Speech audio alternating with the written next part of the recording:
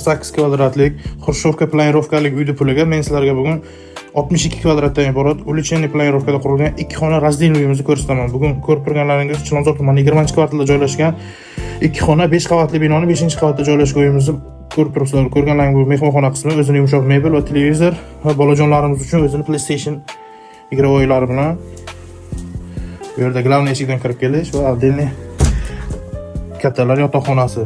Ko'rib turganlaringizda ta'mirdan so'ng hali hech kim yashamagan. Oynalar uyimiz 5-qavatda bo'lganligi uchun oynalarga ham panjara o'rnatilgan. Bolalar xavfsizligini o'ylagan maqsadda shkaf. Bu yerda ham встроенный shkaflari bor. Sanuzelimiz va albatta bu yerda ham razdельный sanuzelimiz bor. Ko'rib turganlaringdek uyimizning umumiy maydoni 62 metr kvadratdan iborat 5 qavatli binoni 5-qavatida. Oshxonamiz o'rnini bolalar kravat bilan qo'yilgan. Oshxonamiz balkon qismiga ko'chirilgan. Balkonimiz 2 ga 6 balkonga ko'rib turganlaringdek bu yoqqa stol-stullar qo'yib bemalol ovqatlanib o'tirishga joy qilsalaring bo'ladi. 20-kvartal Aygen chorrahada joylashgan 5 qavatli binoni 5-qavatida joylashgan ushbu uyimizda yangi ta'mirdan chiqqan. Videoda ko'rgan barcha mebel va texnikalaring bilan birgalikda egalari 68500 AQSh dollar baholashmoqda. Agarda kimgadir qiziq bo'lsa, opsiyadagi raqamlarga qo'ng'iroq qilishingiz mumkin.